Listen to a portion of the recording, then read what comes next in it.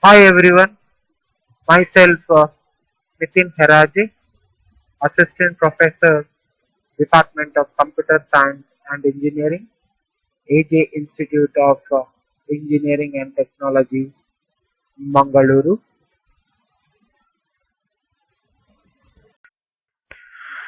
In this video, we'll continue with the 3D geometric transformations. As a continuation, in the previous video, we had discussed about rotation, scaling, and all. In this, we'll be discussing about reflections and shear.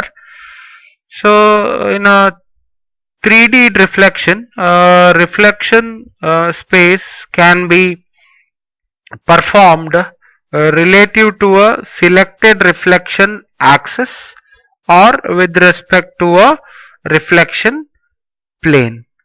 So here in the two aspects you can have a reflection with respect to a selected axis or with respect to a reflection plane.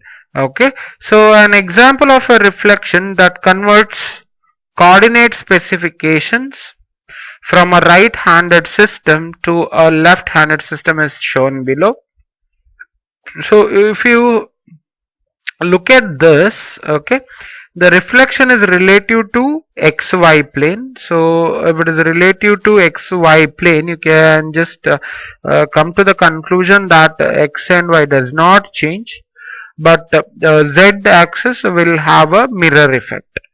That is, here the z was in front, that is nearer to us when we are weaving, and since the reflection is with respect to xy plane, the z value will have a mirror effect. So the z axis will uh, go towards the back. This is just an example. Okay.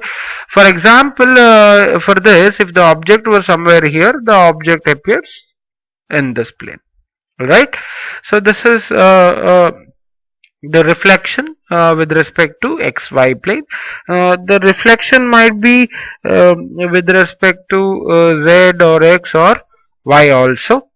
Uh, Here, if you look at the matrix over the reflection was relative to xy plane. When it is relative to xy plane, what happens is the x and y value remain same. You can look at this, but the value of z will be inverted.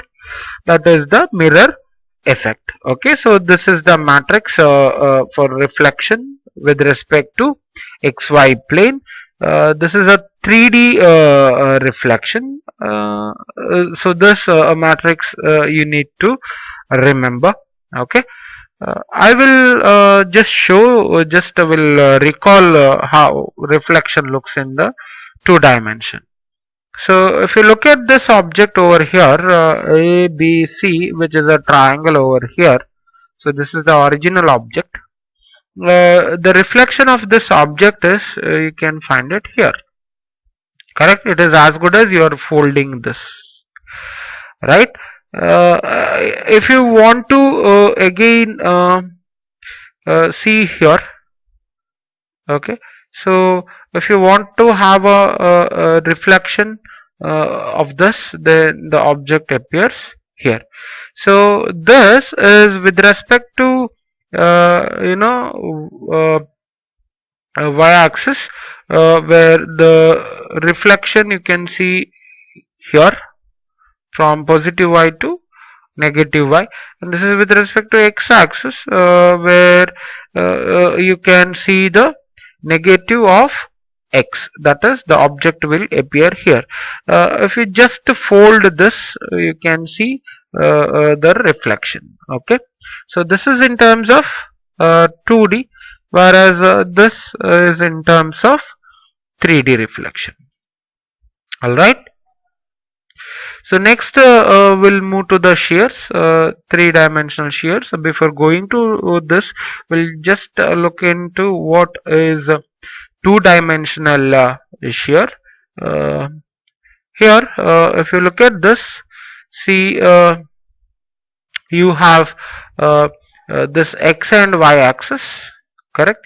So here ABC is a triangle. Alright. Now if you want to have a sharing in x-axis, sharing in x-axis, that means the value of x will change but not the value of y. If you look at this triangle here, the value of y is this, correct? 0 to 1, 0 to 1. So the value of 0 to 1, that y remains the same, but the value of x will be changed, that is from 1 it has gone to 3. So sharing the shape will be slightly changed like this. Similarly, if you want to share in y-axis, that means the value of y will change but the value of x remains same. So here the value of x is remained the same, but the value of y, which was at 1, it has been changed to 3. So this is the value. So relatively the value has been changed. Alright. So this is with respect to 2 dimension. So we'll see what is with respect to 3 dimension. So this is a 3-dimensional shear. These transformations can be used to modify object shapes. So you can change the shape of the object. For 3D, we can also generate shears relative to z-axis. So as we saw in 2D, it was only with respect to x and y axis, but here we can have it with respect to the z axis also. That is one more addition. So a general z axis shearing transformation relative to a selected reference position is produced with the following matrices. So general z-axis shearing transformation relative to a selected reference position. Okay, that will see what it is. So mz shear equals to, so this is the matrix if you are rotating, if you are shearing with respect to z coordinate. Okay, you can look at this. A unit cube is shared relative to the origin by matrix. So with the s share of zx is equal to share of z y equal to 1. Okay, so the value of x and y here is not going to change. If you look at this, y value remains same, as well x value remains same when it is z. Okay, with respect to z, only the value of z is going to change. You can see the shape has been changed like this. The unit cube has changed like this. It is just because the value of z, this is the unit length of z. So this unit length over here from this point to this point, this has been changed. There's no more unit length. So this has been changed with respect to z-axis, and you can see the change, that is the transformation in shape. Okay, and this we call it as 3D shears. All right. So we'll move further. So before knowing what is affine transformation, so we'll just look into what are points, scalars, and then vectors. Okay, so points is a fundamental geometric object. In 3D geometric system, point is a location in space. So a point is just a location in the space. So we need to imagine this. Okay, point possesses only the location property. Yes, that is x, y, z values only. Mathematically, point neither a size nor a shape. So mathematically, a point will not have a size nor it will have a shape. Okay, it is just a position or a location. Points are useful in specifying objects but not sufficient by themselves. So it is just used to specify the object. Alright, so that is about the points. So next we'll see what is scalars. Scalars are objects that obey a set of rules that are abstraction of the operation uh, okay, of arithmetic. Now, scalars can be defined as members of sets which can be combined by two operations, that is addition and multiplication, and by obeying some of the laws like associativity, commutativity, and inverses. So examples for the scalar is, will give an example such that it's a real number or a complex number. Okay, that is an example for scalar unit. Next is vector. If you look at vector, what it is, the physical definition of a vector, it is a quantity with the two attributes. That is, one is the direction and one more is the magnitude. If you look at this, so you have a direction here and where v will be the magnitude. Okay, this is about a vector. Examples will include force, velocity, and a directed line segment. Okay, most important example for graphics is this directed line segment, which is having a direction and a magnitude. All right, so this is about vectors. Next, we'll just have what is a point. A point is a location in space, which we already saw. And operations allowed between points and vectors are, so what are the different operations allowed? If you look at this, q is 1 point, p is 1 point, and this is a vector, correct, with the v. This is a direction and a magnitude, that is a vector. Q is a point, p is a point. So the operations allowed between points and vectors are point subtraction yields a vector. That means if you subtract p with the q, you will get a vector. Equivalent to point vector, it is an equivalent to point vector addition. Okay, or else you can have q plus v, which gives you p, or p minus q will get you v. This is what it means. Okay. Now, what are affine spaces? Before going to affine transformations, we should know what is affine spaces. Affine spaces is a point plus a vector space. Okay, the operations you can perform are vector addition.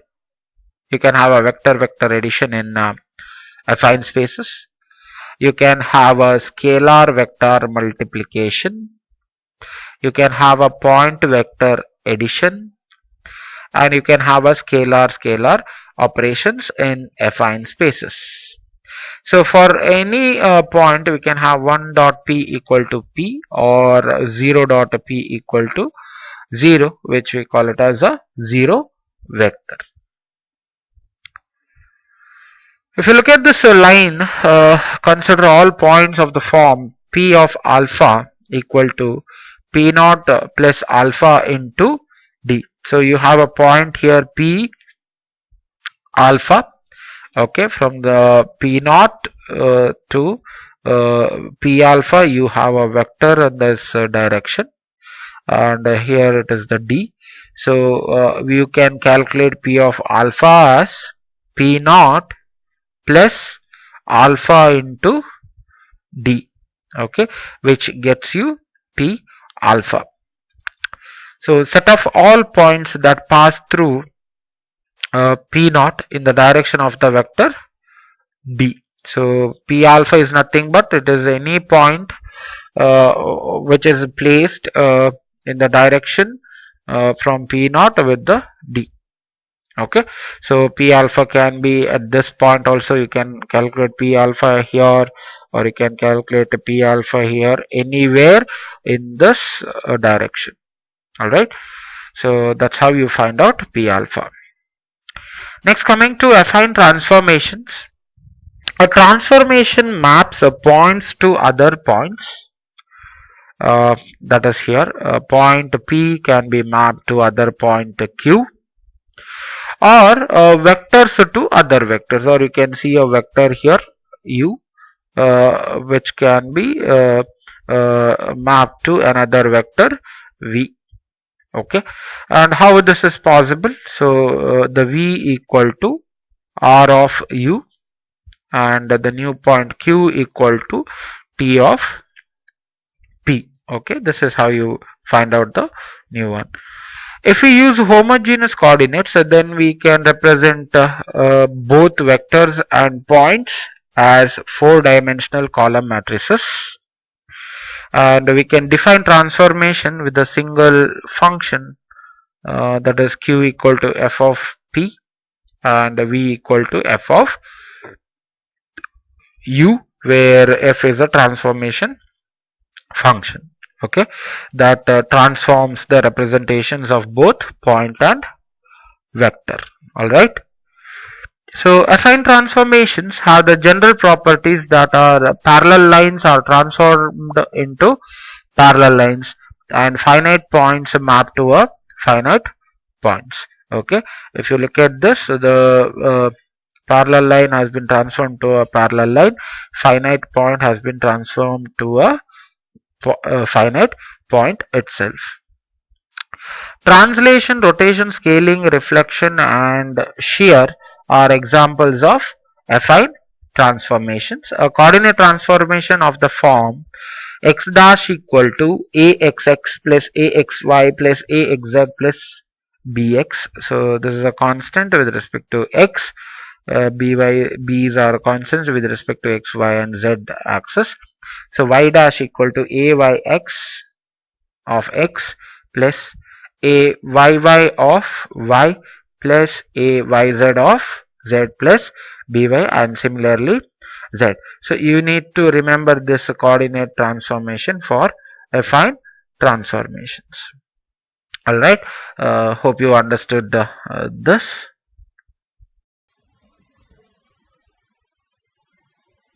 Thanks for watching this video. If you like, please click on the like button. Thank you so much. Thanks for watching.